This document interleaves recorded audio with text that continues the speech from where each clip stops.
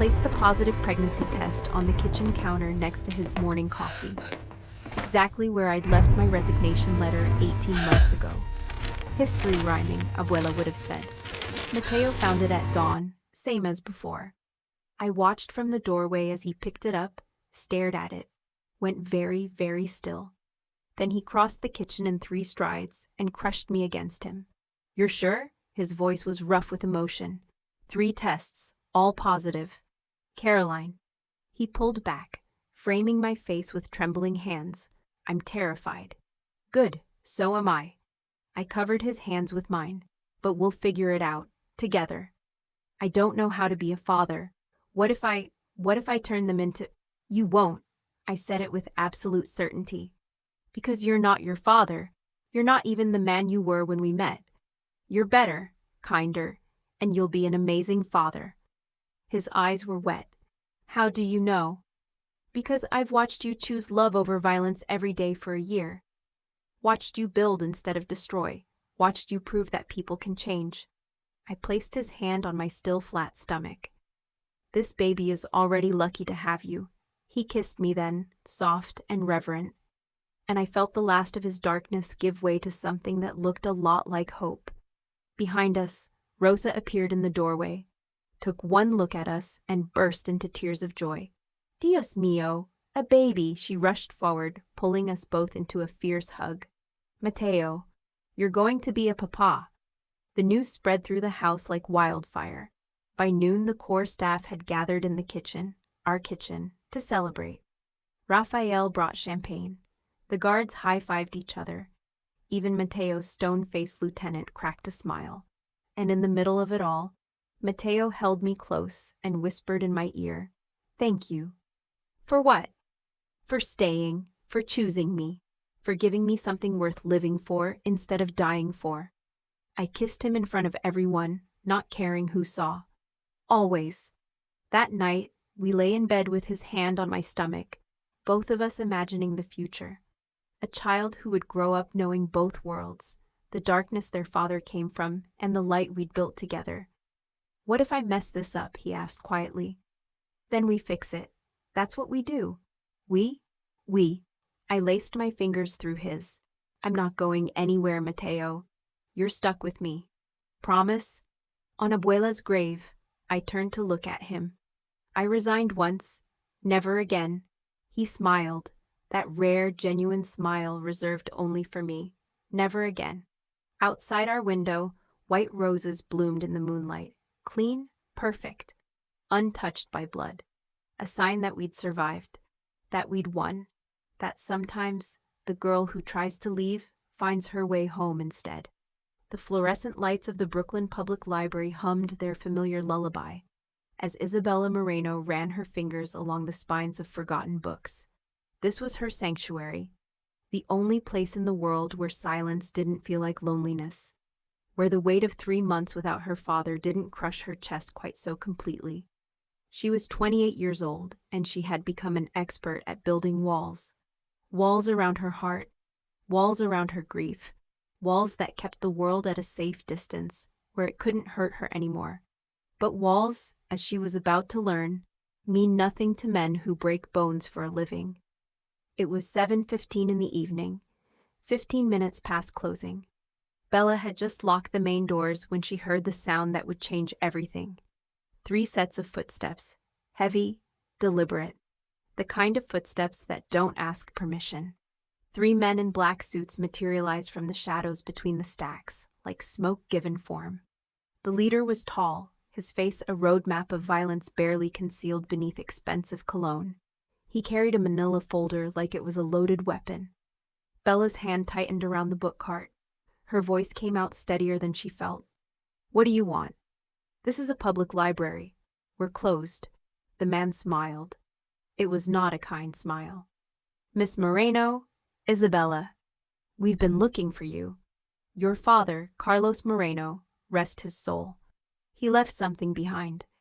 The folder landed on the circulation desk between them, with the weight of a tombstone. Bella stared at it, her heart beginning to hammer against her ribs. Inside were documents. Legal papers covered in numbers that made her vision blur. And there, At the bottom of the final page was her father's signature. $847,000. That's what her father had borrowed from the Rossi family. Money for experimental cancer treatments in a desperate final attempt to cheat death. Money borrowed from people who don't believe in mercy or second chances. And in the twisted mathematics of the mafia, debts transfer like genetic diseases, from father to daughter, from the dead to the living. Bella's hands shook as she picked up the contract.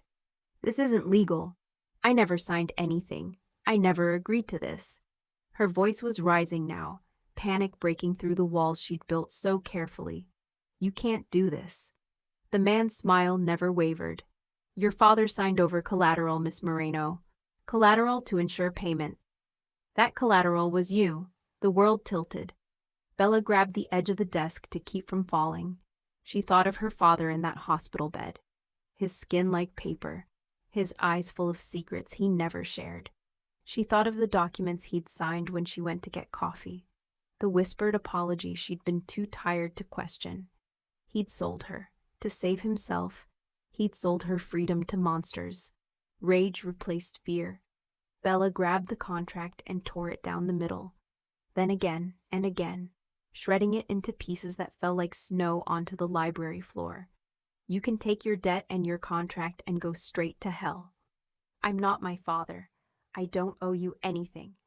The man didn't move, didn't flinch. He just watched her with the patience of someone who had seen this exact scene play out 100 times before. Are you finished? The other two men stepped forward. Bella grabbed the fire extinguisher from the wall, wielding it like a weapon. Her voice came out as a growl. Don't touch me, I'll scream. I'll call the police. The leader sighed like a disappointed teacher. The police can't help you, Miss Moreno. And Alessandro Rossi doesn't make exceptions. Your father's honor is yours to carry now. The debt transfers. We'll be back in 3 days to collect. They left as silently as they'd arrived, disappearing into the New York night like they'd never existed at all. Bella stood alone in the library, surrounded by torn paper and shattered illusions. The fire extinguisher still clutched in her white-knuckled grip. She made it home to her cramped Brooklyn apartment on autopilot. Made it through the door, made it to the center of the living room before her legs gave out, and she collapsed onto the floor surrounded by her father's things. His mechanic tools still hung on the wall. His reading glasses still sat on the coffee table. Photos of him smiling covered every surface, frozen moments of a man she thought she knew. But she hadn't known him at all, had she? He'd hidden this from her. Hidden the debt, hidden the danger, hidden the fact that he was trading her life for a few more months of his own. Bella pressed her forehead against the cold floor and tried to breathe. Tried to think. Tried to find a way out of the trap that had already closed around her throat. There was no money for lawyers. No family left to run to. No friends powerful enough to stand against the mafia. She was alone. Completely, utterly alone. And in 3 days, men would come to collect what her father had promised them. Her, Alessandro Rossi. She'd heard the name whispered in her neighborhood like a curse. The man who'd allegedly killed his own cousin for betrayal. Whose name made hardened criminals nervous. Who ruled New York's underbelly with an iron fist and a heart of stone. And in 3 days, she would belong to him. The wedding dress was beautiful. That was somehow the worst part. Pure white silk imported from Italy, hand-stitched lace that probably cost more than Bella had earned in her entire life. It fit her perfectly, which meant they'd been planning this. Measuring her, preparing for this moment while she'd been grieving in ignorance. The women who dressed her didn't speak, didn't meet her eyes. They moved around her like she was already a ghost, pinning her hair into an elaborate style, painting her face with makeup she'd never wear by choice, sliding her feet into heels that felt like shackles. Bella stared at herself in the mirror and didn't recognize the woman looking back. She looked like a bride, like someone going willingly toward happiness. The image was a lie. Everything was a lie. The SUV that transported her to Manhattan was blacked out, windows tinted so dark she couldn't see the city passing by, couldn't see the last glimpses of freedom disappearing behind her. Two men sat in the front seat, silent as statues, and Bella wondered if they were her guards or her pallbearers. The cathedral rose before her like a monument to wealth and power, private, exclusive.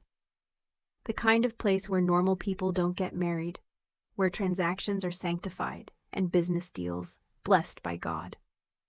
Bella's heels clicked against marble as she was escorted inside. The pews were filled with men in expensive suits, women dripping in diamonds, faces she recognized from news reports about organized crime. The Rossi family, Alessandro's empire made flesh. They watched her walk down the aisle like vultures assessing fresh meat, calculating her worth, judging whether she was valuable enough to justify this spectacle. And then she saw him. Alessandro Rossi stood at the altar in a black suit that probably cost more than her yearly salary. He was 38 years old but looked simultaneously younger and infinitely older. His face was carved from marble, all sharp angles and controlled brutality. Gray eyes like winter storms tracked her approach with cold calculation. There was a scar cutting through his left eyebrow. A thin white line that spoke of violence survived. His hands, folded calmly in front of him, were the hands of a man who'd killed before, would kill again. He watched Bella walk toward him with absolutely no expression, no desire, no curiosity, nothing. She was a problem to solve, a contract to fulfill, nothing more. 3 steps from the altar, Bella heard it. Alessandro's voice, low and cold, speaking to the man beside him. An older man with silver hair and calculating eyes. His consigliere, she would learn later. The man who managed the family's darkest business. I don't want her. I never did. Alessandro's words carried clearly in the cathedral's perfect acoustics. She's a liability dressed in lace, a debt payment I'm obligated to accept. Nothing more. The consigliere murmured something Bella couldn't hear. Alessandro's jaw tightened. His response was sharp as broken glass. She means nothing to me, Marco. She's collateral, a means to an end. Don't mistake this ceremony for anything resembling choice. Something inside Bella ignited. Not heartbreak, she was prepared for that. But rage, pure, white-hot rage at the injustice of it all.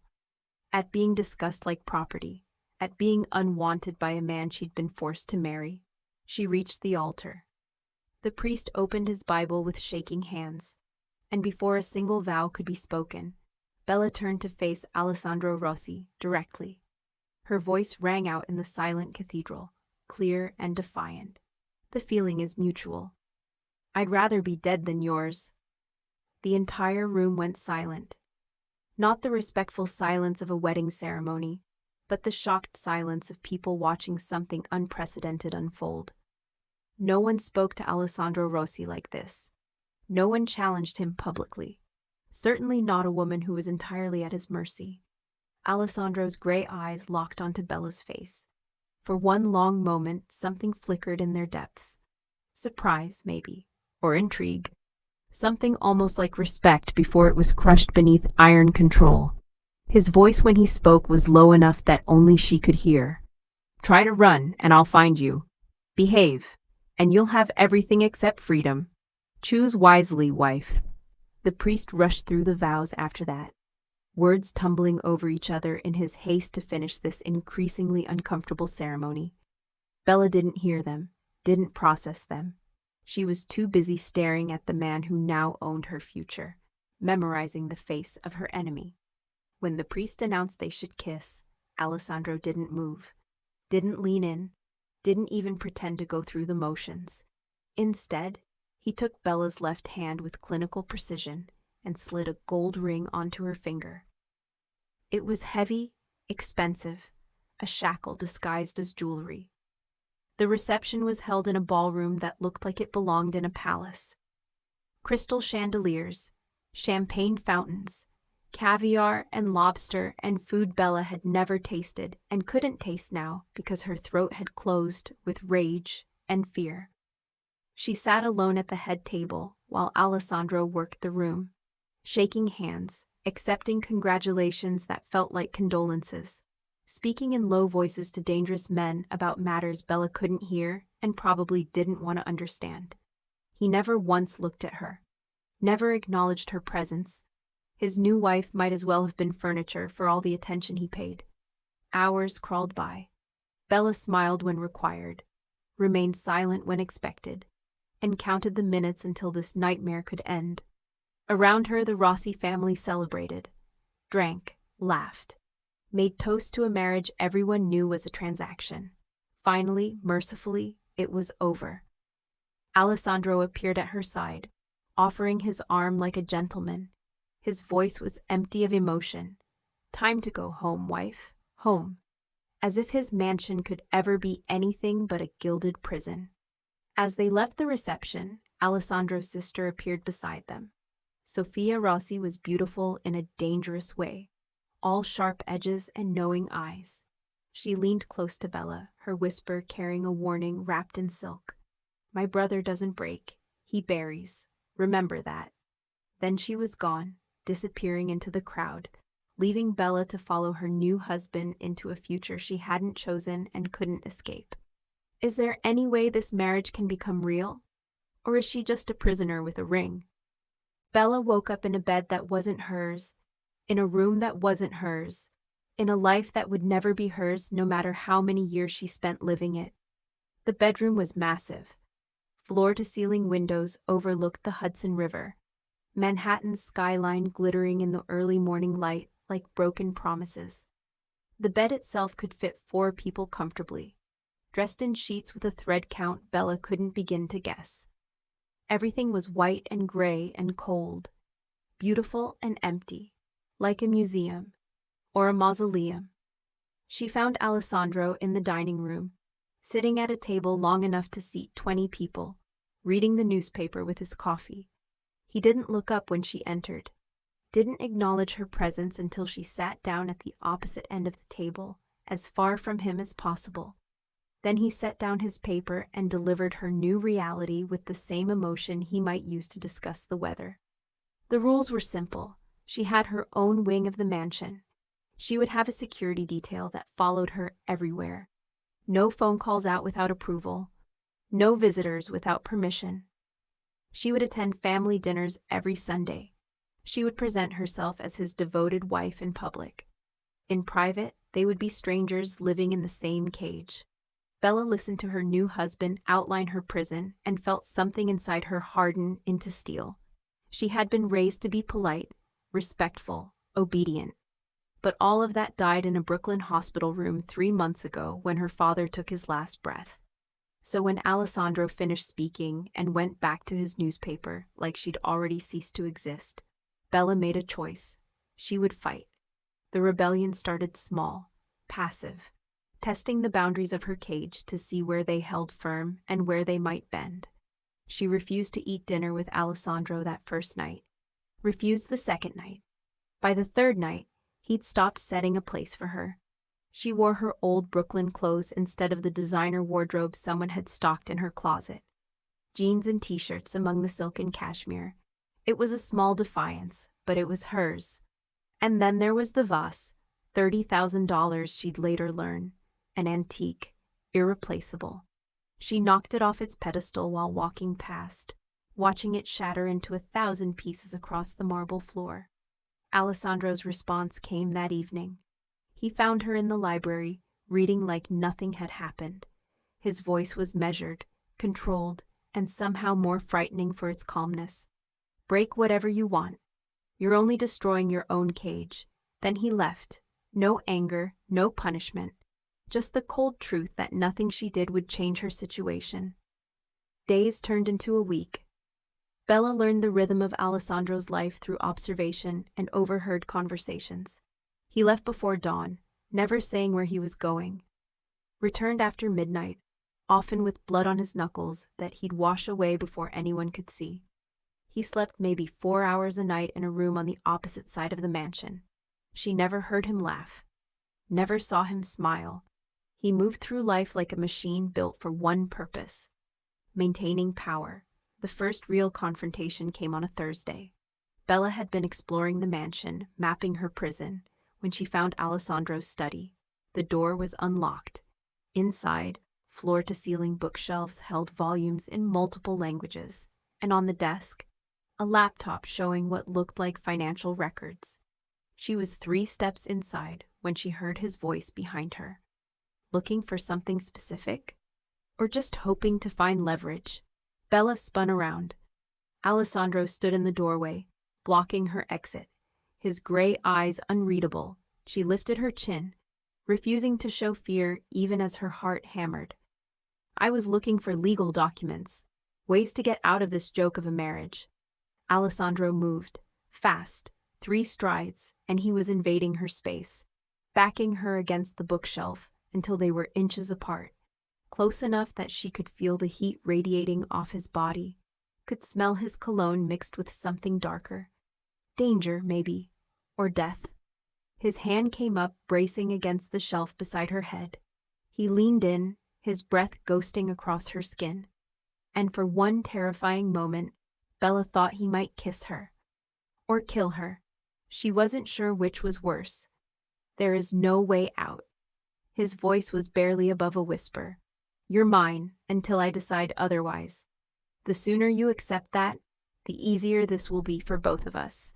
Then he pushed away and walked out of the room, leaving Bella gasping against the bookshelf, her entire body trembling with adrenaline and something she absolutely refused to name. That night, Bella couldn't sleep.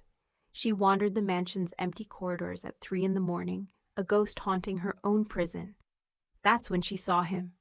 Alessandro stood on the balcony in the pouring rain, soaked to the skin, staring out at nothing. No umbrella, no coat. Just standing there like he was hoping the storm would wash him away. Bella watched from the doorway, watched the water stream down his face, watched his shoulders carry weight she couldn't see but somehow felt. In that moment, he didn't look like a mafia boss, didn't look like the monster who'd claimed her freedom. He looked exhausted, human, breakable. Then he sensed her presence and turned. The vulnerability vanished instantly, replaced by the cold mask he always wore. He walked past her without a word, leaving wet footprints on the marble floor and questions Bella couldn't ask. Sunday came.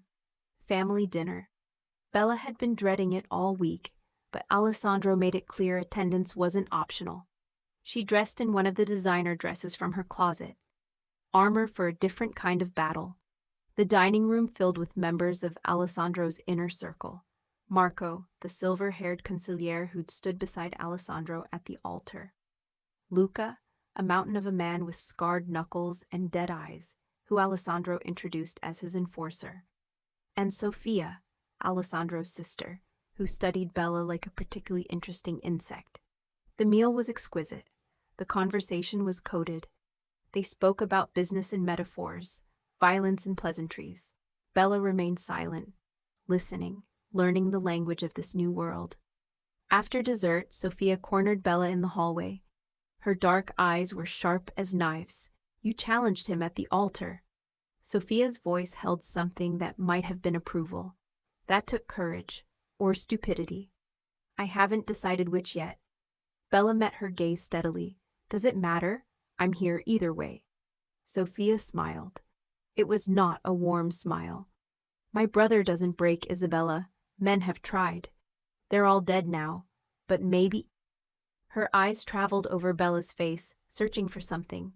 Maybe you're different. Maybe you'll bury him first. Then she was gone, leaving Bella alone in the hallway with words that felt like prophecy. That night, Bella found Alessandro in his study again. He was surrounded by papers, financial reports spread across every surface. A bottle of whiskey sat at his elbow, half empty. She stood in the doorway, uncertain. He didn't tell her to leave, so she spoke. Why did you marry me? Really? Not the debt. Not the obligation. Why go through with it? Alessandro looked up. For a long moment, he just stared at her. Then he poured a second glass of whiskey and pushed it across the desk. Sit down. If you're going to interrogate me, at least have a drink first. Bella sat, took the glass, waited. Alessandro drank his whiskey in one swallow, then poured another. Your father made me promise something before he died. He asked me to protect you, to keep you safe from people who would hurt you to get to him. The marriage was the only way to do that, to make you untouchable. Bella's hand tightened around her glass. You could have told me that. Could have explained instead of treating me like property. Alessandro's laugh was bitter. Would you have believed me? Would you have willingly married a monster to save yourself from worse monsters? No. The answer was simple. Honest. No, I wouldn't have. Exactly. Alessandro drained his second glass. So I did what I had to do. Took the choice away from both of us. And now we're both paying the price. They sat in silence after that. Not comfortable, but not hostile either. Just two people trapped in a situation neither wanted, trying to survive the night. As Bella stood to leave, Alessandro spoke one more time. His voice was softer than she'd ever heard it. For what it's worth, I am sorry about all of this. Bella paused in the doorway, looked back at the man who'd stolen her freedom, and couldn't quite hate him anymore. Sorry doesn't change anything, but at least it's honest. Then she left him alone with his whiskey and his regrets. The garden was Bella's favorite place in the prison of Alessandro's mansion. Roses and lavender and herbs planted by someone who actually cared about beauty. She'd been spending hours there, reading under the shade of an old oak tree, pretending for brief moments that her life was normal. That illusion shattered with the sound of gunfire. The first shot came from nowhere, shattering a terracotta pot 6 inches from Bella's head.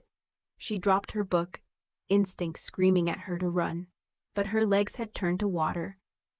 Her brain couldn't process what was happening. This wasn't supposed to be real. This was supposed to be a cold marriage to a cold man in a cold house. Violence wasn't supposed to find her here. The second shot tore through the oak tree, bark exploding in a shower of splinters. Bella finally moved, throwing herself behind a stone bench as her heart tried to hammer through her ribs. 3 men appeared from the tree line, armed, professional, moving with the precision of people who'd done this before. Their faces were covered, but their intention was crystal clear. They were hunting her. The tallest one spoke, his voice carrying across the garden. Isabella Rossi, come out, make this easy. Your husband has something we want, and you're the key to getting it. Bella pressed herself against the stone, her mind racing. Where was security? Where were the guards who were supposed to follow her everywhere? Where was anyone? The men advanced, weapons raised. 20 feet away, 15, 10. Bella closed her eyes and thought, absurdly, that she'd never even told her father's grave goodbye. Never stood over his headstone and screamed at him for leaving her with this debt. This life, this death. Then the world exploded. Alessandro materialized like a demon summoned from hell itself. No warning, no sound. One moment the men were closing in, and the next Alessandro was among them, a weapon in each hand. His face transformed into something that made Bella's blood run cold. This was the monster everyone feared. This was the man who'd built an empire on violence.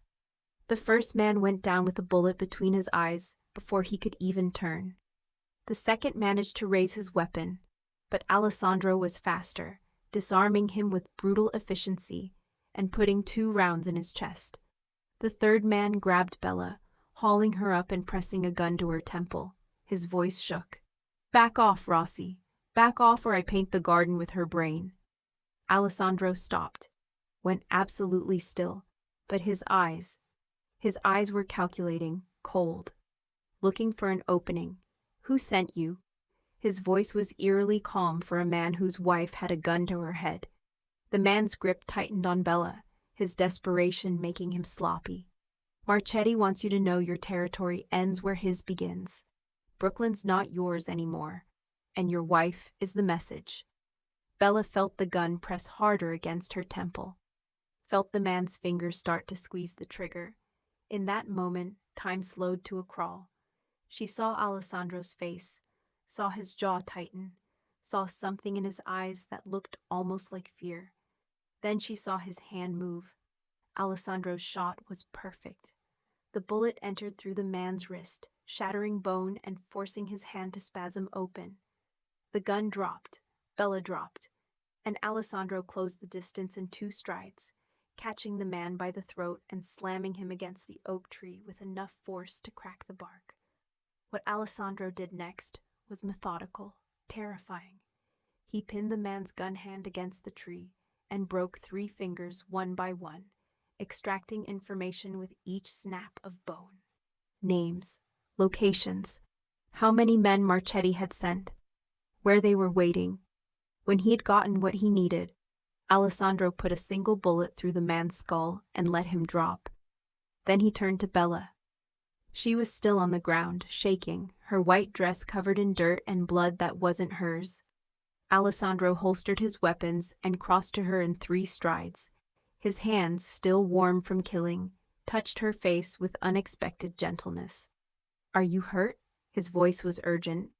All the cold calculation gone, replaced by something raw, afraid. "Tell me you're not hurt." Bella couldn't speak, could only stare at this man who'd just killed 3 people, like it was as natural as breathing, who was now touching her face, her arms, her shoulders, checking for injuries with hands that trembled almost imperceptibly. She shook her head, managed to whisper, "I'm not hurt." Alessandro's eyes closed briefly, relief. Then he scooped her up like she weighed nothing and carried her toward the house, his body curled protectively around hers. Security poured out of the mansion, too late, weapons drawn and useless. Alessandro's voice cut through them like a blade. "Sweep the grounds, find out how they got past the perimeter. And someone tell me why my wife was unprotected for even 5 seconds. He carried Bella straight to his bedroom, not hers, his, set her on the edge of his bed and knelt in front of her, still checking for injuries she didn't have. Bella watched him, her mind struggling to process. She'd seen death before. Held her father's hand as he slipped away. But this was different. This was violence, brutal and immediate and performed without hesitation. "Why?" Her voice came out barely above a whisper. "Why did you do that?" Alessandro's hands stilled on her arms. He looked up at her, and for the first time since she'd met him, his face was completely unguarded. "They wanted you to hurt me. That's what you are now, a target. Every enemy I've made will see you as my weakness." His jaw tightened. "And they're right." Bella's breath caught. "I'm not your wife. I'm your vulnerability." "Yes." Alessandro's response was simple, brutal, honest. "And I protect what's mine, even if I didn't choose it." He stood, running a hand through his hair, leaving it disheveled. His shirt was spattered with blood. There was a cut on his cheek he hadn't noticed, and he was looking at Bella like she was something precious, breakable, worth dying for. "You need to understand something, Isabella." His voice was rough. "This world I live in, it's not civilized. It's not safe. And now that you're in it, you'll never be safe again either. Men will come for you, try to use you, try to hurt me, and I'll kill every single one of them." He said it like a promise, like a vow more binding than the ones they'd spoken at the cathedral. Bella should have been terrified, should have run. But instead, she found herself asking, "Do you regret it? Marrying me?" Alessandro was quiet for a long moment. Then he crossed to the bed and sat beside her, close enough that their shoulders almost touched. Every day, his honesty was like a knife, but not for the reasons you think. That night, Alessandro didn't leave, didn't go to his study or disappear into the city like he usually did. Instead, he pulled a chair from his desk and positioned it outside Bella's bedroom door, sat down with a weapon in his lap and his back to the wall, standing guard until dawn. Bella watched him through the crack in her door, watched this brutal, dangerous man sacrifice his sleep to make sure she was safe. And something inside her chest that she'd thought was permanently frozen began, very slowly, to thaw. 3 days after the attack, Bella was summoned to Alessandro's study. Not asked. Summoned. By Marco, the silver-haired consigliere, whose face gave away absolutely nothing. The walk through the mansion felt like a death march. Bella's mind raced through possibilities. Was this punishment for something? Had they decided she was too much trouble, Was she being sent away? Or worse? She found Alessandro behind his desk, a manila folder sitting between them like a ticking bomb. His face was unreadable, but there was tension in his shoulders, stress in the way his fingers drummed once, twice against the desk before going still. "Sit down, Isabella." Bella sat, waited, refused to show the fear crawling up her spine. Alessandro stared at the folder for a long moment, then pushed it across the desk toward her. "What I'm about to tell you will change everything you believe about your father, about this marriage, about why you're really here." Bella's hands trembled as she opened the folder. Inside were photographs, financial records, coded messages, and at the center of it all, her father's face staring back at her from surveillance photos she'd never seen. "Your father wasn't just a debtor." Alessandro's voice was carefully neutral. "He was working for me." The words didn't make sense. Bella looked up from the photos, confusion written across her face. "What?" "Carlos Moreno had been feeding me information on the Marchetti cartel for 3 years. Alessandro stood, moving to the window like he couldn't sit still for this conversation. "He was paid handsomely for intelligence that prevented 2 wars and saved dozens of lives. Your father was many things, but he was not just a desperate mechanic borrowing money he couldn't repay." Bella felt the ground shifting beneath her. Nothing was stable anymore, nothing was true. "My father was a spy, an informant." Alessandro's correction was sharp, and a good one. "He had connections in Brooklyn, access to conversations most people never hear. He used that to keep me informed, and I used that to keep peace." The folder held more secrets. Bank statements showing deposits Bella had never known about. Thousands of dollars appearing regularly in her father's account. Money he'd never touched, never spent. Money that should have paid off his debts 10 times over. "I don't understand," Bella's voice cracked. "If he had money, why did he borrow from you? Why did he put me up as collateral? Because of what he found." Alessandro turned back to face her, and his expression was grim. 6 months before he died, your father uncovered something inside my organization.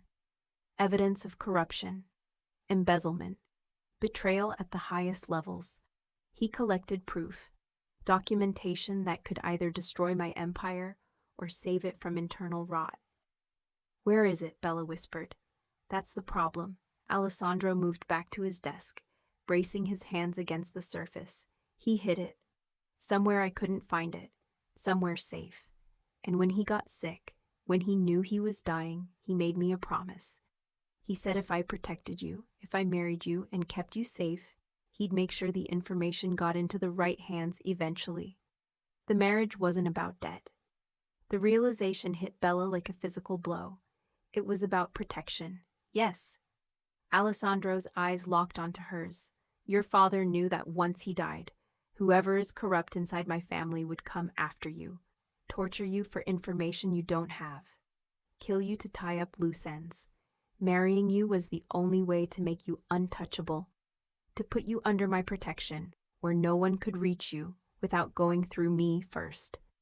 Bella stood up so fast her chair fell backward. "You're lying. This is some kind of manipulation, some way to make me compliant." Alessandro didn't rise to the bait, didn't get angry.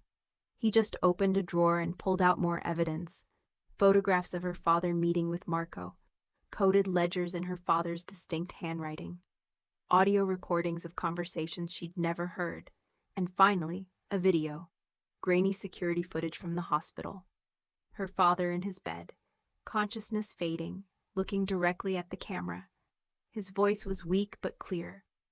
"Tell Alessandro to keep his promise. Protect my Bella. She's all I have. She's all I leave behind that matters." Bella's knees gave out. She grabbed the edge of the desk to keep from falling, tears streaming down her face.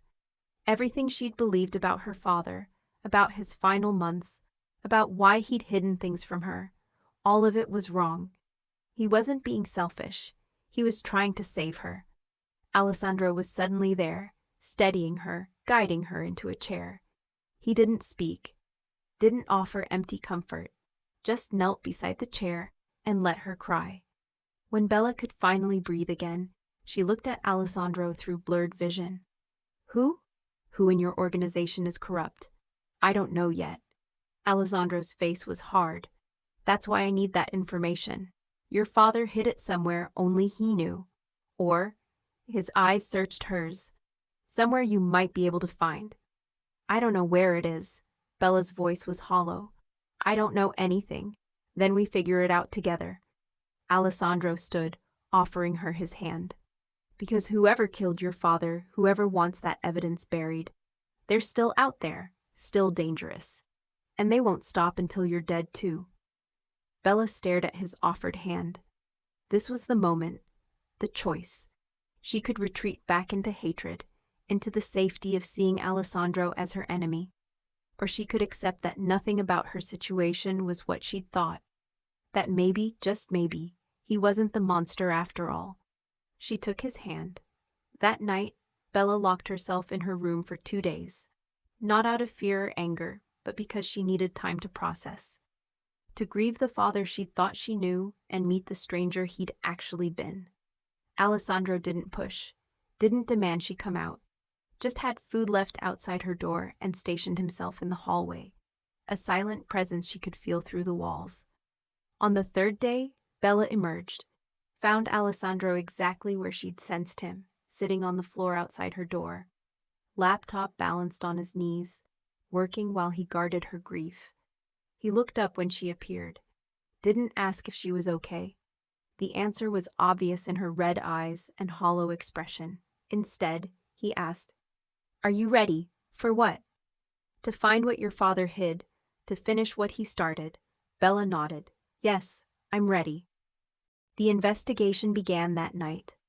Alessandro transformed his study into a war room, covering every surface with her father's information, financial records, meeting notes, coded messages that might be clues or might be nothing. Bella worked beside him, her librarian's mind cataloging and cross-referencing in ways Alessandro's soldiers never could. She saw patterns in the chaos, connections others missed. They worked until 2 in the morning, 3, 4. Time became meaningless in the cocoon of the study, surrounded by the ghost of Carlos Moreno and the secrets he'd died protecting. At some point, Alessandro poured whiskey, pushed a glass toward Bella without asking if she wanted it. She drank it. "Welcome the burn. Why do you do this?" The question escaped before Bella could stop it. "This life, this violence. You're smart enough to do anything. Why choose this?" Alessandro was quiet for so long, Bella thought he wouldn't answer. Then he set down his pen and leaned back in his chair, gray eyes distant. "I was 14 when they killed my parents, bombed the restaurant where we were having dinner. My father died instantly. My mother lasted 3 days in the hospital before her injuries." He stopped, swallowed, before she gave up.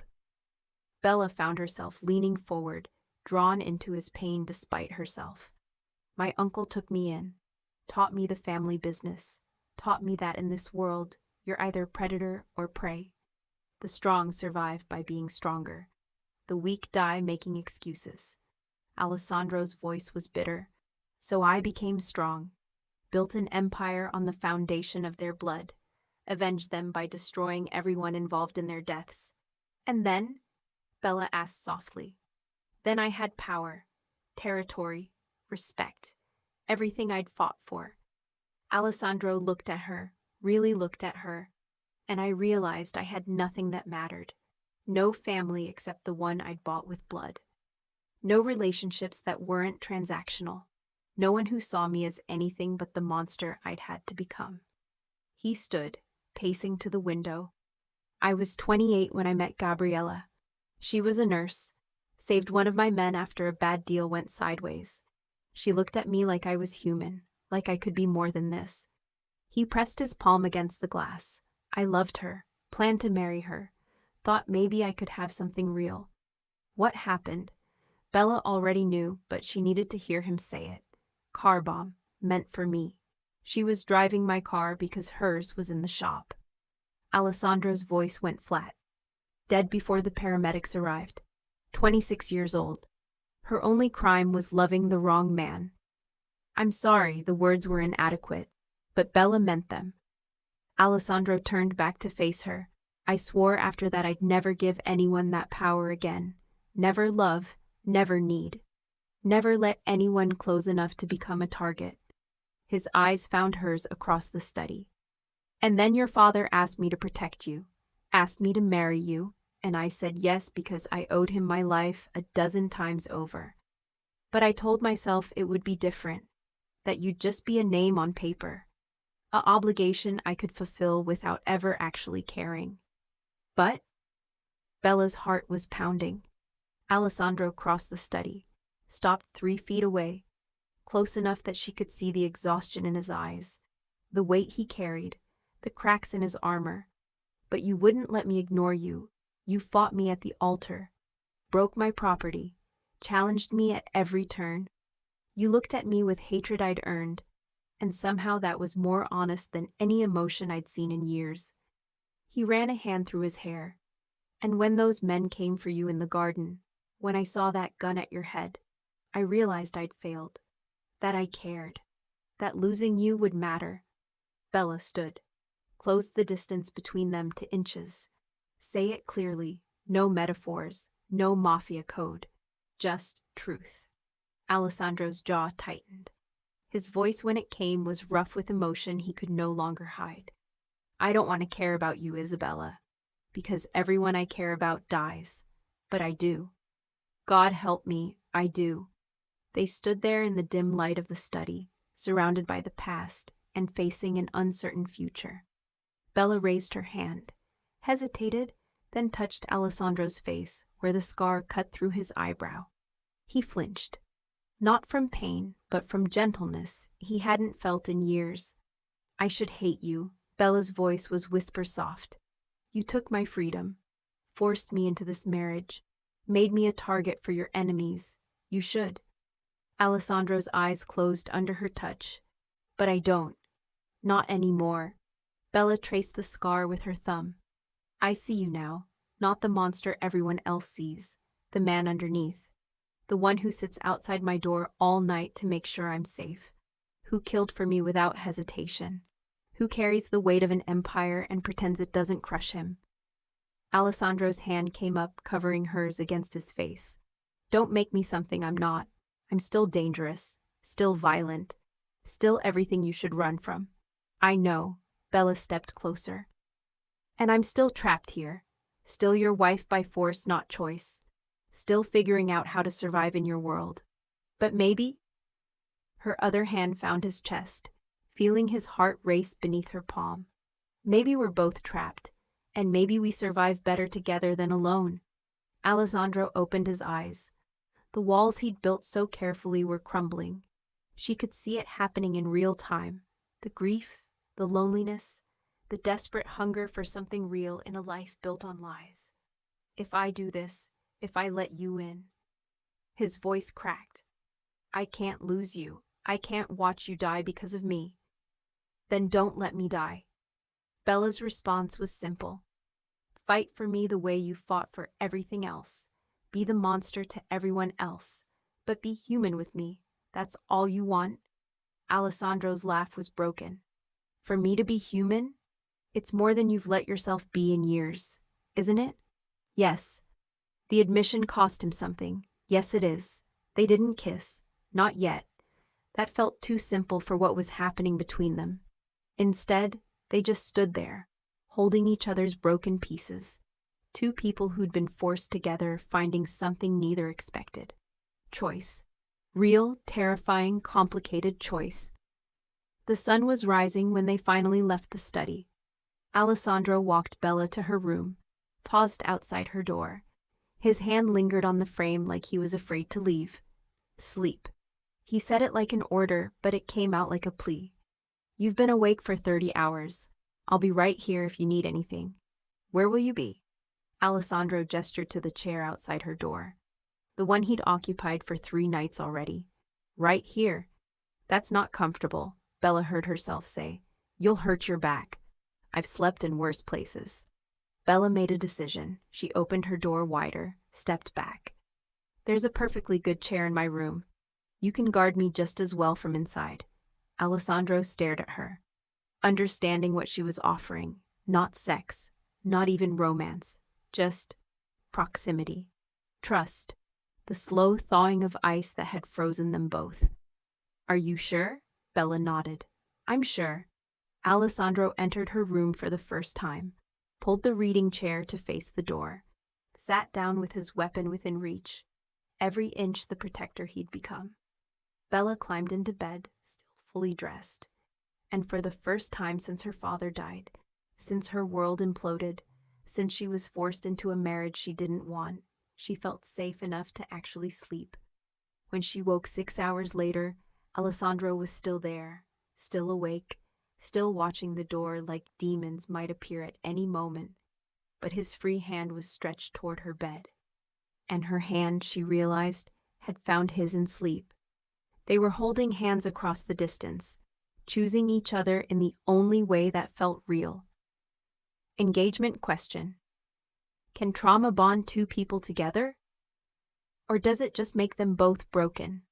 The family meeting was held in the Rossi compound, a fortress disguised as an estate in Westchester. Bella had never been there before, never seen the full scope of Alessandro's empire gathered in one place. It was terrifying. 40 men in expensive suits filled the conference room, soldiers, captains, underbosses, each one capable of violence, each one loyal to Alessandro, in theory. Bella sat beside Alessandro at the head of the table.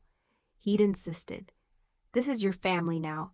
They need to see you, respect you, understand that hurting you means war." So Bella wore one of the designer dresses from her closet, armor and silk and heels. She kept her spine straight and her face neutral while Alessandro conducted business, territory disputes, money laundering operations, protection rackets. He discussed it all with clinical precision, making decisions that would affect hundreds of lives with a nod or a single word. And then Dante Ricci spoke up.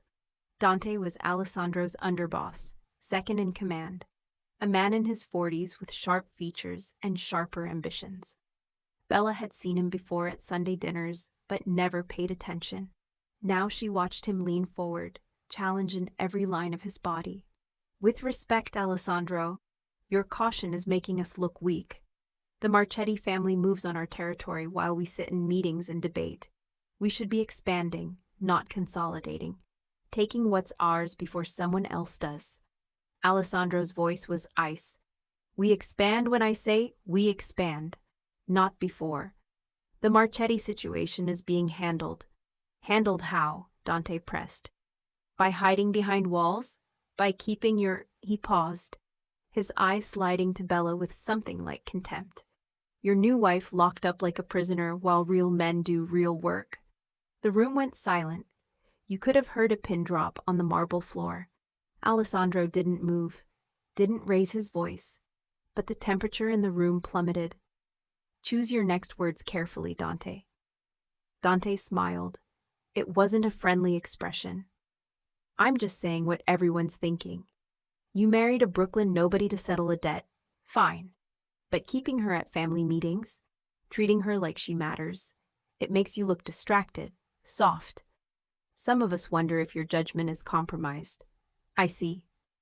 Alessandro's tone could have cut glass. "And do you wonder that, Dante? Does your doubt extend to questioning my leadership?" Dante spread his hands in a mockery of innocence. "I'm just concerned.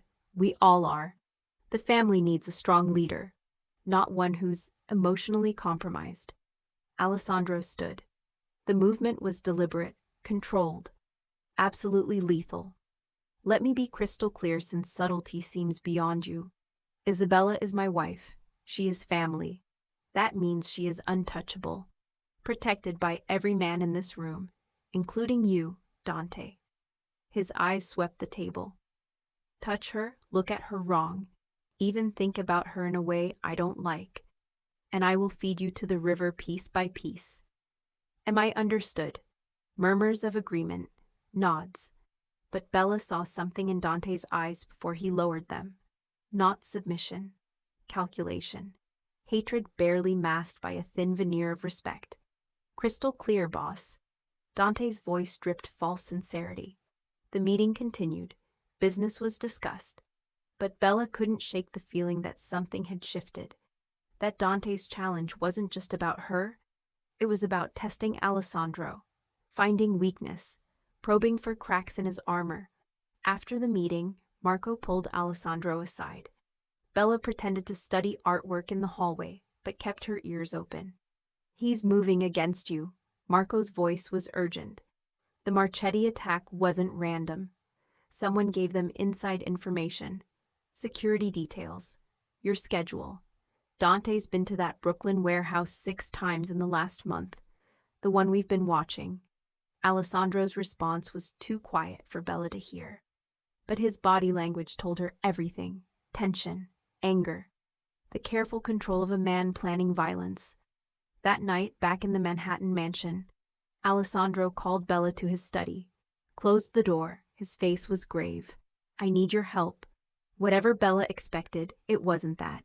"My help? With what?" "Finding proof." Alessandro pulled out financial records, call logs, surveillance reports. "Someone inside my organization is feeding information to Marchetti. Setting me up. Probably planning a coup. I think it's Dante, but I need evidence before I move against an underboss." Bella stepped closer, studying the documents. Her librarian's brain engaged immediately, seeing patterns and discrepancies. "Why me? You have Marco, Luca, professionals." "Because they're soldiers." Alessandro's eyes met hers. "They think like soldiers. You think differently. You see details they miss. And more importantly, you're the only person I know for certain isn't compromised.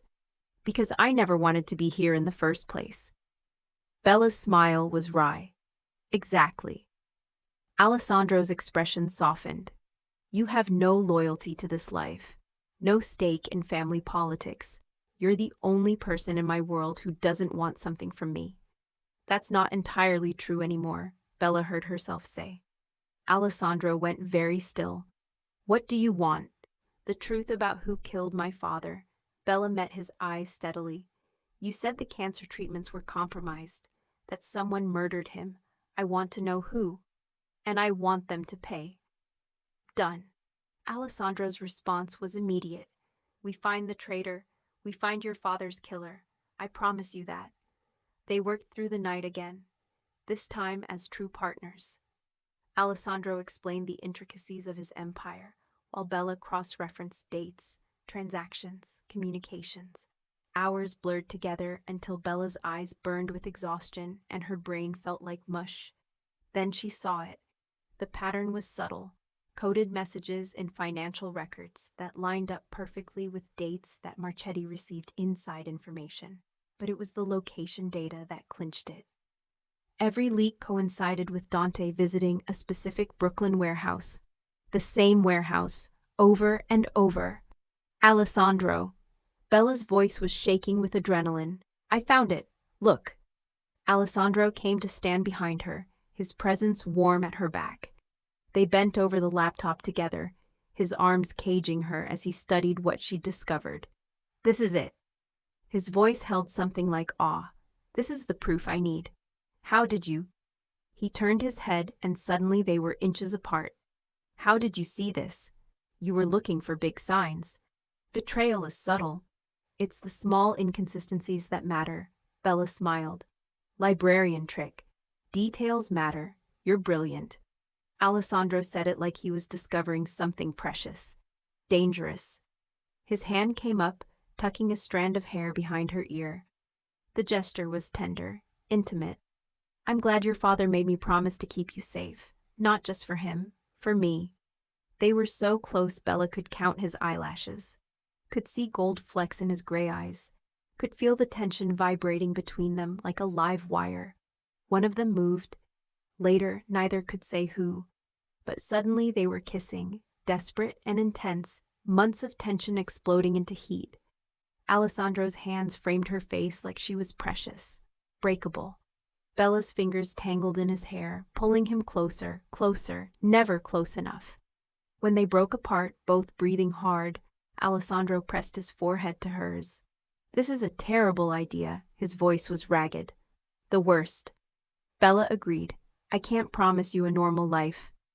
Can't promise you safety. Everything about me is dangerous. I know. And you still... Yes. Bella pulled back enough to look him in the eye. I'm still choosing this. Choosing you, with full knowledge of what it means. Alessandro's arms wrapped around her, pulling her against his chest like he could shield her from the world through proximity alone. Then God help us both. They spent the rest of the night planning the trap they would set, the evidence they needed, the way to draw Dante out and prove his betrayal without starting an internal war. And at the center of the plan was Bella. Bait to prove Dante's involvement. Alessandro hated it. I won't risk you. There has to be another way. But Bella was adamant. He challenged me at that meeting, made it personal. If you want him to expose himself, he needs to think I'm vulnerable, that I'm being moved, that he can strike at you through me. Alessandro paced like a caged animal. If anything goes wrong, it won't. Bella caught his hand, stopping his movement. Because you'll be there. You've always been there. Even when I hated you. You protected me. I trust you to do it again. Those might have been the most important words she'd ever said. I trust you. Alessandro pulled her close, buried his face in her hair, and made a vow. I will burn the world down before I let anyone hurt you. Do you understand me? The world. I understand. Bella held him just as tightly. And I'm not afraid. Not anymore. The trap was set. 3 days. That's all they needed. 3 days to fake a shipment, to make Bella visible, to draw Dante out of hiding. 3 days that would change everything. The warehouse was in Red Hook, Brooklyn. Abandoned, empty, perfect for an ambush. Alessandro had staged it perfectly. A fake weapons shipment. Rumors deliberately leaked through channels they knew were compromised. And Bella, visible in an SUV, being transported as if Alessandro was moving her somewhere safe.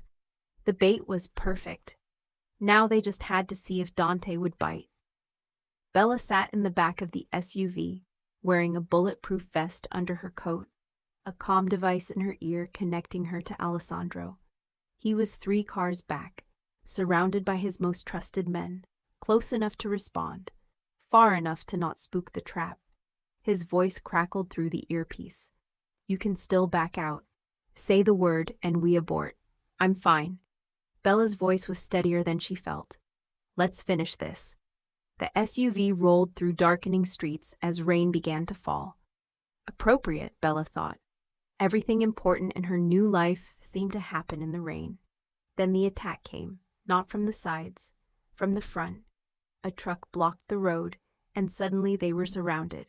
6 vehicles, too many men to count. And at the center of it all, stepping out of a black sedan with a gun in his hand, was Dante Ricci. But he wasn't alone. Marchetti soldiers flanked him, weapons raised. This wasn't just betrayal. This was full-scale coup. Bella's driver reached for his weapon, never made it. Bullets shattered the windshield, and he slumped forward, dead before he hit the horn. Bella threw herself down in the back seat, heart hammering as the world exploded into gunfire. She heard Alessandro's voice screaming in her ear. Bella, stay down, we're coming. But Dante was faster. The back door of the SUV ripped open, and hands grabbed Bella, hauling her out into the rain. She fought, clawed, kicked. Everything Alessandro's guards had taught her in the past weeks, but there were too many of them. Dante grabbed her by the hair, yanking her head back, pressing a gun to her temple. His voice was triumphant. Should have appreciated her, Alessandro.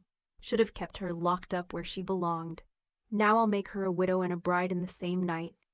Alessandro's SUV screamed to a stop 30 feet away. He emerged with Luca, Marco, and a dozen soldiers, weapons drawn, but they couldn't shoot. Not with Bella as a human shield. Alessandro's face was a mask of controlled fury. His voice cut through the rain. Let her go, Dante. This is between us. She's innocent. Innocent? Dante laughed. She's the reason you went soft. The reason you stopped thinking clearly. You chose a Brooklyn nobody over your family, over your empire. And for that, you deserve to watch her die. His finger tightened on the trigger. Time slowed to a crawl. Bella saw Alessandro's face, saw the moment he made the impossible choice, saw him start to lower his weapon to save her life, even if it cost his own. And she realized she couldn't let that happen. Bella had grown up in Brooklyn, had a mechanic father who taught her how things worked. Engines, tools, guns. And in Dante's arrogance, in his moment of triumph, he'd made a mistake. The safety on his gun was still on. Bella slammed her elbow backward into Dante's throat with every ounce of strength she had. He choked, his grip loosening for just a fraction of a second. It was enough. Bella dropped like dead weight, pulling free of his grip, hitting the wet pavement hard enough to bruise. Alessandro's shot was instantaneous, perfect. The bullet took Dante between the eyes, and he crumpled backward into the rain, betrayal written in death across his features. Then all hell broke loose. Gunfire erupted from every direction. Alessandro's men engaging Marchetti soldiers in a firefight that lit up the warehouse district like 4th of July. Bella crawled behind the SUV, pressing herself against the wheel well, covering her head as bullets shredded metal and glass above her. She couldn't see Alessandro, couldn't see anything through the rain and darkness and muzzle flashes. Terror gripped her. What if she'd miscalculated? What if she'd dropped and Alessandro missed? What if he was hit? What if he was... Then Hans grabbed her. Bella screamed, fought, until Alessandro's voice cut through her panic. It's me, Bella, it's me. She collapsed against him, and he pulled her tight against his body, shielding her with his own flesh as bullets flew overhead. His hand cradled her head, pressing her face into his chest. You could have died. His voice was ragged, raw. You almost, I thought, but I didn't. Bella pulled back just enough to see his face. We didn't. The firefight ended as quickly as it began. Marchetti soldiers dead or fleeing. Alessandro's men securing the perimeter. The rain washing blood into the gutters, like Brooklyn had seen this scene 1,000 times before, and would see it 1,000 times more. Alessandro's hands were shaking as they ran over Bella's face, her arms, her torso, checking for wounds, checking that she was real, that she was alive, that he hadn't failed to protect her. How did you know? His voice was barely above a whisper. How did you know to drop? His safety was on. Bella's laugh was edged with hysteria. Stupid mistake. Fatal mistake. My father taught me to check safeties. First rule of guns. Alessandro's eyes closed. A sound escaped him that might have been a laugh or a sob. You brilliant, terrifying woman. You saved yourself. We saved each other. Bella corrected. You taught me to fight. I used it. They were still on the ground in the rain, surrounded by bodies and broken glass, and Alessandro pulled her against him like he could absorb her into his skin. Keep her there where nothing could ever hurt her again. I lied. The confession burst from him. At the altar, I lied. Bella went still. What, when I said I didn't want you? That you were just an obligation? Alessandro pulled back, framing her face with his hands. His gray eyes were wild, desperate. I lied. I wanted you the moment I saw you walk down that aisle. Wanted the fire in your eyes when you told me you'd rather be dead. Wanted everything about you that I couldn't have, that I didn't deserve. Why didn't you say something? Because wanting you terrified me. Alessandro's voice cracked. Everyone I want dies. Everyone I love dies. So I pushed you away, treated you like you didn't matter, told myself it was to protect you, but really, I was protecting myself. Rain streamed down both their faces. Bella couldn't tell if he was crying or if it was just the storm. She touched his face, wiped water from his eyes, and made her own confession. I tried to hate you. God, I tried. You took everything from me, my freedom, my choices, my future. But somewhere between the forced marriage and the gunfights, between the late nights in your study and the way you guard my door." She smiled, sad and true. "I stopped hating you and started falling for the man underneath the monster." "Don't," Alessandro's voice was pleading. "Don't fall for me. I'll only destroy you." "Too late." Bella pulled his face down to hers. "I'm already falling, have been for weeks. And I'm not afraid of your darkness anymore. I've seen it, I've lived in it, and I choose you anyway." The kiss was desperate, tasted like rain and gunpowder and truth finally spoken. Alessandro kissed her like she was air and he'd been drowning. Bella kissed him like he was salvation and she was finally ready to be saved. When they finally broke apart, both breathing hard, Alessandro pressed his forehead to hers. "I don't know how to do this, how to love someone without destroying them. Then we figure it out together." Bella's smile was fierce. "We survive together, fight together, break all your rules together." Marco appeared, cleared his throat awkwardly. "Boss, we need to move. Police will be here soon." Alessandro stood, pulling Bella up with him, kept her hand in his like he couldn't bear to let go. "Give me 5 minutes." They walked through the carnage, Alessandro explaining in low tones. "Dante was moving against me for months, planning a coup. Your father found out. That's why Dante had him killed. The experimental treatments were poisoned to look like natural progression. Your father was murdered because he was loyal to me." Bella's vision went red. "Where are the people responsible?" "Dead." Alessandro's voice was flat. "Every single person involved in your father's death answered for it tonight. I made sure of that. I promised you they'd pay. I keep my promises." Bella looked at the bodies, felt nothing but grim satisfaction. "Good." They rode back to the mansion in silence, hands entwined, both processing what had happened, what had changed between them, the walls that had finally crumbled. Back at the mansion, Alessandro led Bella to his bedroom, not hers, his, helped her out of her wet clothes with hands that trembled, dressed her in one of his shirts, held her in bed until she stopped shaking from adrenaline crash. He didn't try to make love to her. This wasn't about sex. This was about survival, connection, choosing each other in the aftermath of violence. Bella fell asleep in Alessandro's arms for the first time, felt safe for the first time, felt chosen for the first time. And when she woke in the middle of the night, Alessandro was still awake, still watching her like he couldn't quite believe she was real. "Go to sleep," Bella whispered. Alessandro's response was soft, reverent. "I'm afraid if I close my eyes, you'll disappear, that this will have been a dream, and I'll wake up alone again." "I'm not going anywhere," Bella pressed closer. "You're stuck with me now. Promise?" "I promise." Alessandro finally closed his eyes. And for the first time in 10 years, he slept through the night without nightmares. 3 days after the warehouse, Bella asked to visit her father's apartment. Alessandro agreed immediately, no questions asked. They drove to Brooklyn together in Alessandro's personal car, no security detail, just the two of them. The apartment hadn't changed, still small, still filled with Carlos Moreno's things. But now Bella understood what she was looking at. Not the life of a struggling mechanic, but the double existence of a man who'd lived in 2 worlds.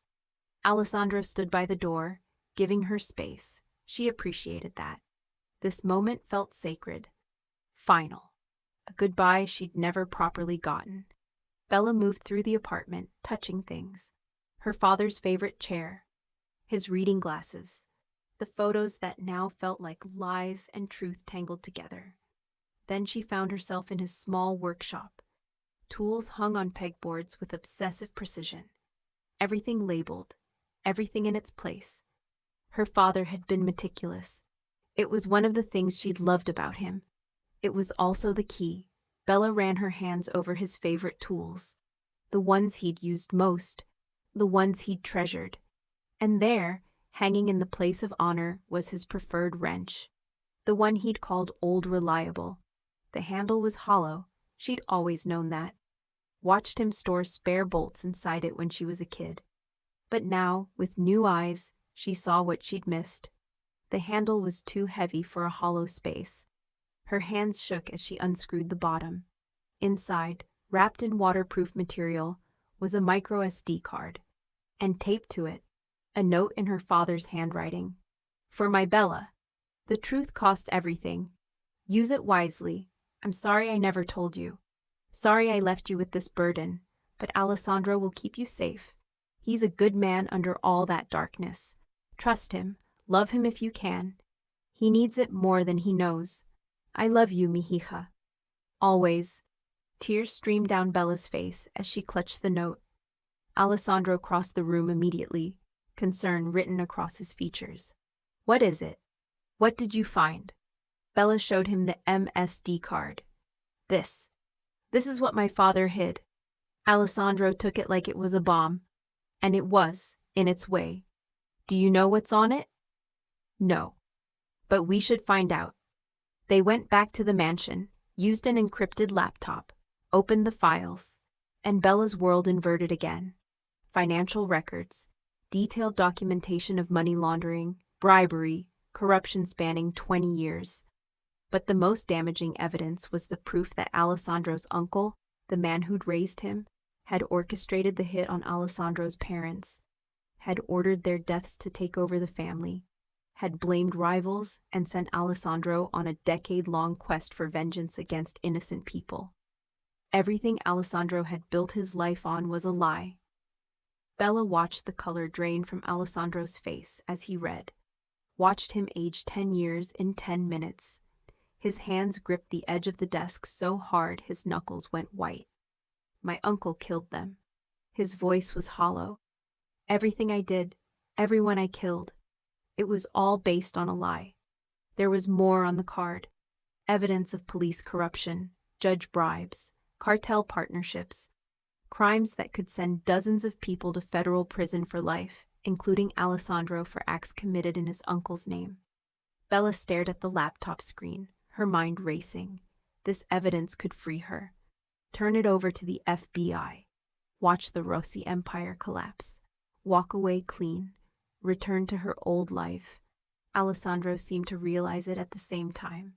He stood slowly, walked to the window, his back to her. It's yours. His voice was rough. Your father died for it. It's your choice what to do with it. I won't stop you, won't fight you. If you want to turn it over, if you want to watch everything burn, you have that right. The cursor blinked on the screen. One click. That's all it would take. One click to send the files to federal authorities. One click to freedom. Bella's hand hovered over the mouse. She thought about her father, about the man she'd believed him to be, and the man he'd actually been. About the choices he'd made to protect her, even at the cost of his own life. She thought about Alessandro, about the boy who'd lost his parents, the man who'd been lied to and manipulated, who'd built an empire on false vengeance, who'd kept his promise to a dying mechanic even when it hurt. She thought about the woman she'd been 3 months ago, the librarian who'd wanted nothing but a quiet life, and the woman she'd become, someone who'd survived assassination attempts, who'd fallen for a monster, who'd chosen darkness willingly. Bella closed the laptop, picked up the micro SD card, and walked to the kitchen. Alessandro must have heard her footsteps. He turned from the window, confusion written across his face. What are you doing? Bella turned on the stove, held the micro SD card over the blue flame, watched the plastic begin to melt and warp, watched 20 years of evidence turn to smoke. Alessandro was suddenly there, grabbing her wrist. What are you can't, that's your freedom. I know. Bella met his eyes steadily. And I'm choosing to destroy it. Why? Alessandro's voice cracked. Why would you do that? Because your uncle is dead. The people who actually killed your parents are dead. This evidence wouldn't punish them. It would only punish you for surviving them. Bella dropped the melting card into the sink, watched it burn. My father didn't die to make you a martyr. He died to give us a chance at something real. You're making yourself complicit. Alessandro's hands framed her face desperately. You could walk away clean. Instead, you're choosing. You. Bella finished. I'm choosing you. With full knowledge of what that means, what it makes me. I'm not innocent anymore, Alessandro. I stopped being innocent the moment I burned that evidence. But I'm choosing this anyway. Alessandro's control finally shattered. He pulled Bella against him, burying his face in her hair, and the sound that escaped him was broken. Devastated. Grateful. I don't deserve you. Probably not. Bella held him just as tightly. But you have me anyway. They stayed like that while the evidence burned. While 20 years of secrets turned to ash and smoke. While two people chose each other over justice, love over morality, survival over innocence. Later, when the card was nothing but melted plastic, Alessandro asked the question that had been haunting him. What if you regret this? What if someday you realize you made the wrong choice? Bella took his face in her hands, made him look at her. Really look at her. Then I'll live with that regret. But at least I'll be living. At least I'll have chosen my own fate instead of having it chosen for me. You've become so strong. Alessandro's voice held wonder. The woman I married would never have burned that evidence. The woman you married was a prisoner. Bella smiled, sad and fierce.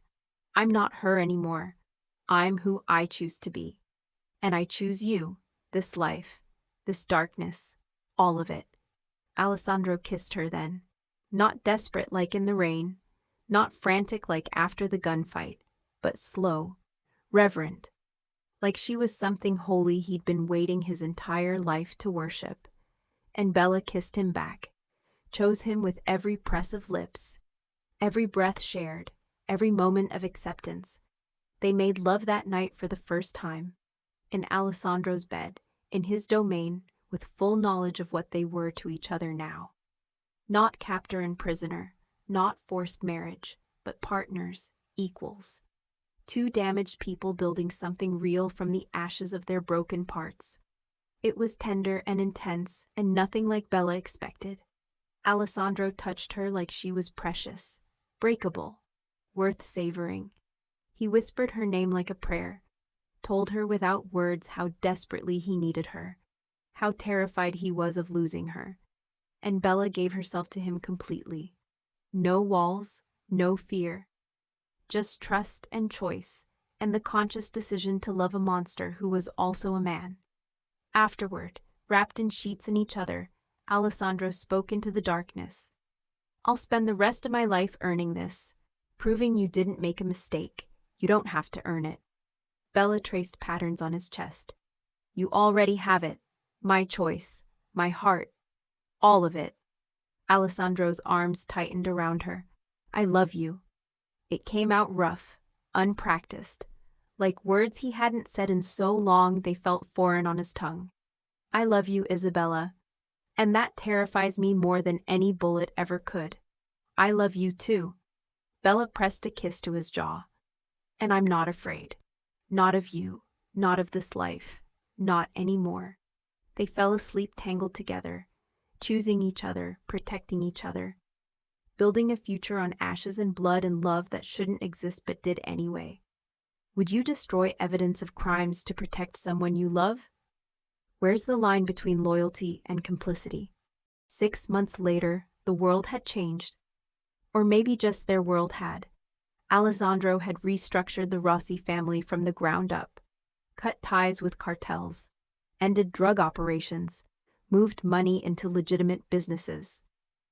Real estate, construction, private security. The empire was smaller now, but cleaner. Not clean, Bella wasn't naive enough to believe that, but cleaner. The transition hadn't been easy. Some associates left. Some challenged Alessandro's new direction. Those challenges were met with swift, brutal efficiency. Alessandro might be moving toward legitimacy, but he was still the monster when he needed to be. Just not with her. Never with her. The mansion had transformed along with their lives. Bella had put her mark on every room. Books overflowed from shelves Alessandro had built custom for her. Her father's mechanic tools hung in the study, displayed like art, a memorial to Carlos Moreno and the man he'd been behind his secrets. Photos covered the mantel. Not just Alessandro's parents now, but Bella's father too. Carlos and Alessandro's mother and father together, immortalized in frames that declared them family. Bella and Alessandro had created rituals, small things that made the house feel like a home. Breakfast together every morning, late-night talks in the study, Sunday dinners with Sofia and Marco and Luca. That felt less like mafia meetings and more like actual family gatherings. And the physical intimacy had evolved into something deeper. Alessandro was an attentive lover, patient, generous. He learned Bella's body like he learned everything else, with focus and dedication. Their first time had been tender. The times after that ranged from urgent to playful to devastating in their intensity.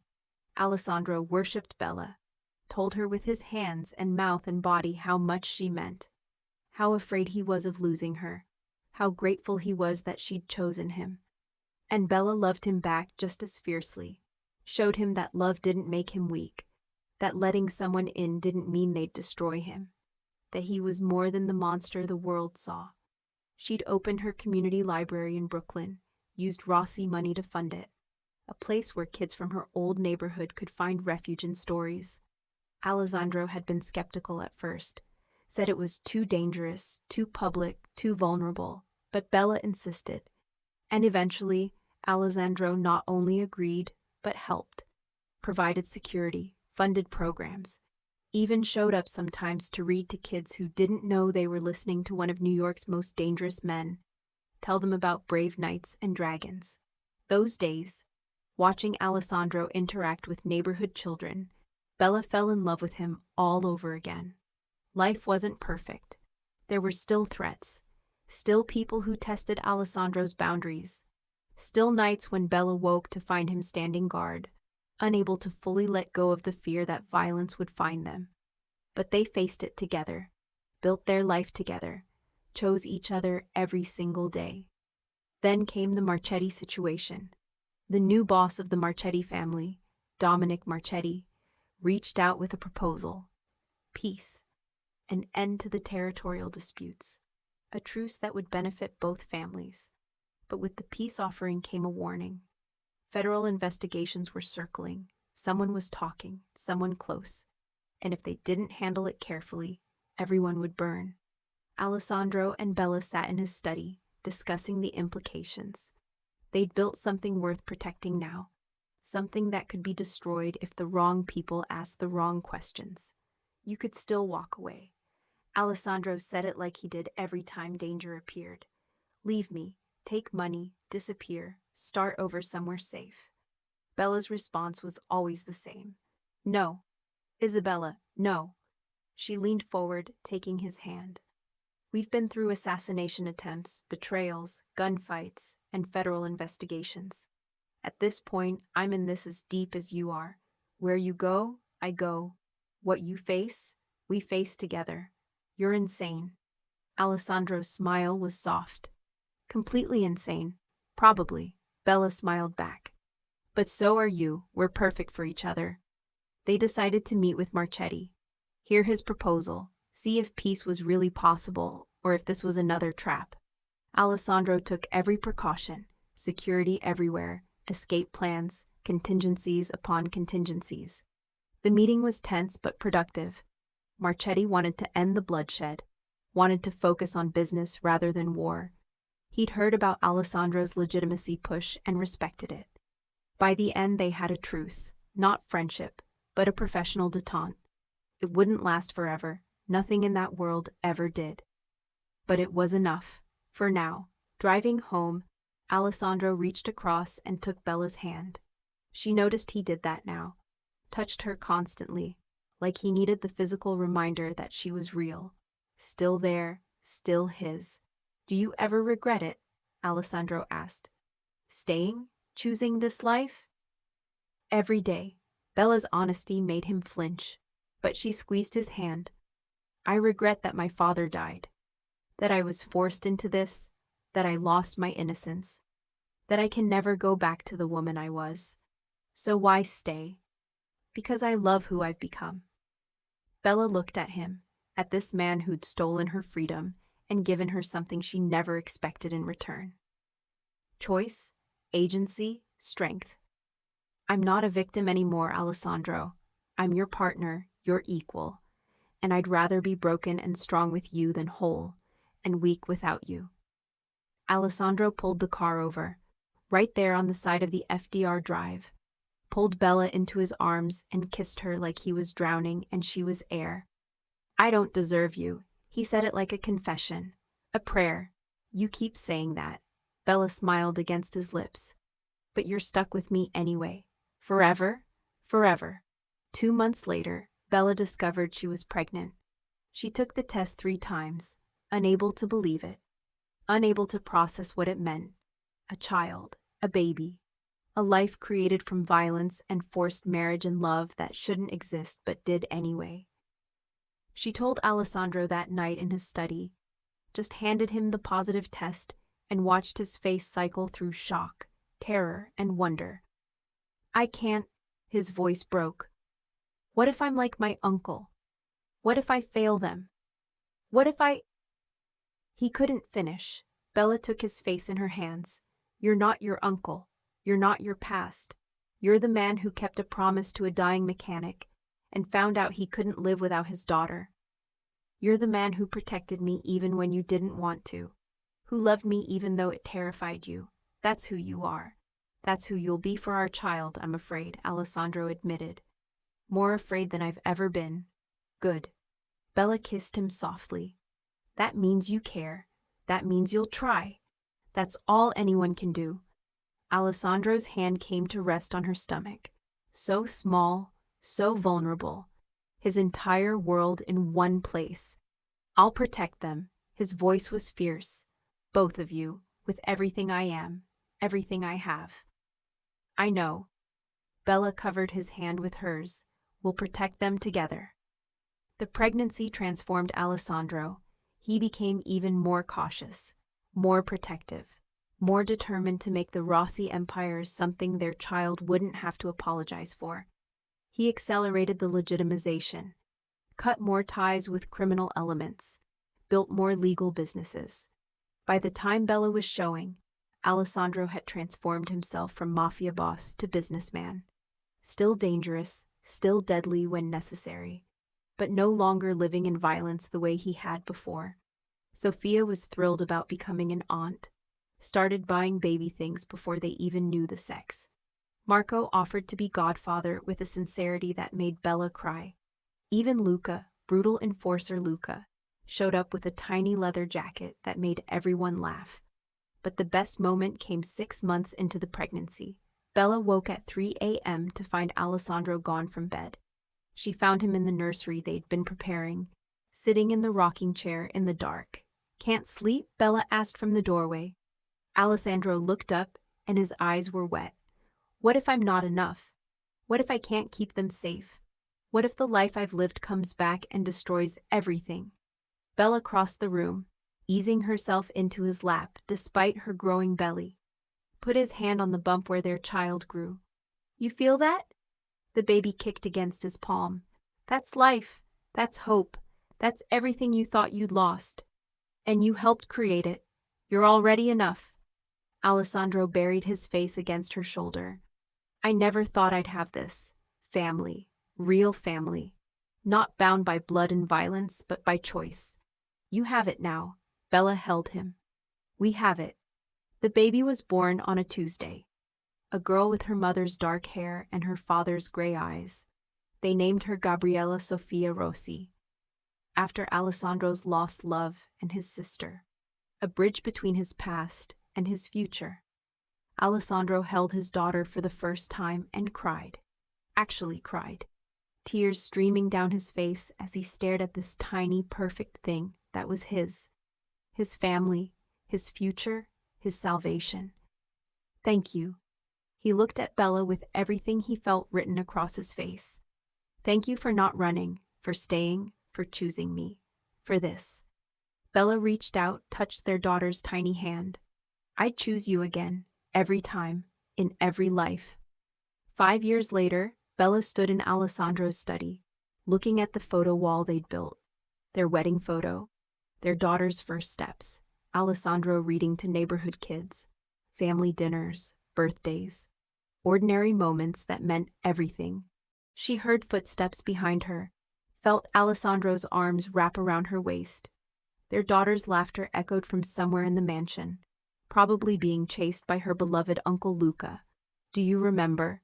Alessandro's voice was soft. "The cathedral? When I said I didn't want you," Bella leaned back against him. "Every word. I was such a liar." Alessandro kissed her temple. "I wanted you from the first moment. Was terrified of wanting you. Spent months fighting it. And thank God you were stubborn enough not to let me push you away. Thank God you were broken enough to need me." Bella turned in his arms. "We saved each other, Alessandro. You from your loneliness. Me from my cage. We broke all your rules and built something real. I love you." He said it easily now, frequently, like he was making up for all the years he didn't say it to anyone. "I love you too." Bella kissed him. "Still choosing you, every day, every moment." Their daughter ran into the room, launched herself at Alessandro's legs. He scooped her up, this man who'd killed without mercy, now gentle and playful with his child. Bella watched them together and thought about the woman she'd been. The librarian forced into marriage, the prisoner who'd hated her captor, the girl who'd thought her life was ending. That woman was gone. In her place stood someone stronger, someone who'd walked through fire and darkness and chosen to stay in it. Someone who'd loved a monster and found a man. Someone who'd destroyed evidence to protect a future she believed in. Was it a happy ending? Bella didn't know. They still lived in a world of violence and moral ambiguity. Alessandro still had enemies, still had blood on his hands. The empire was cleaner, but not clean. But it was real, it was theirs, it was chosen. And in the end, maybe that was enough. Maybe salvation wasn't about being pure. Maybe it was about being broken together and building something beautiful from the pieces. Maybe it was about a mafia boss who learned to love and a librarian who learned to fight. About a forced marriage that became a real partnership. About two people who should never have worked but somehow impossibly did. As Alessandro played with their daughter, as laughter filled the study that had once been so cold and empty, Bella thought about the last thing her father had written. Use it wisely. She had. She'd used the evidence he died for to build a future he never got to see. She'd protected the man he'd believed in. She'd chosen love over justice and somehow found both. It wasn't perfect. It was messy and complicated and morally gray. But it was hers, theirs, built on ashes and choice and love that refused to die. Alessandro looked up, caught her watching, smiled that rare smile he reserved only for her and their daughter. And Bella smiled back, because she knew the truth now, the thing her father had understood before her. Sometimes salvation doesn't come from the light. Sometimes it comes from someone willing to stand in the darkness with you. Someone who sees your scars and loves you anyway. Someone who lets you see theirs and trusts you with them. Sometimes salvation is a mafia boss who said he didn't want you but spent every day since proving that was a lie. Sometimes salvation is choosing each other in spite of everything, because of everything. Sometimes salvation is just love. Messy, complicated, imperfect love between two broken people who refuse to stay broken alone. And that, Bella thought, as Alessandro crossed the room and pulled her into his arms, as their daughter laughed between them, as the sun set over the Hudson River and bathed their family in golden light. That was enough, more than enough. Is this really a happy ending? Or just two broken people learning to be broken together? What do you think happens next? Thank you so much for watching. If this story touched your heart, please don't forget to like, subscribe, and turn on notifications. Your support helps me bring you even more emotional, heartwarming stories filled with love, tension, and unforgettable moments. Stay tuned. More beautiful stories are on the way.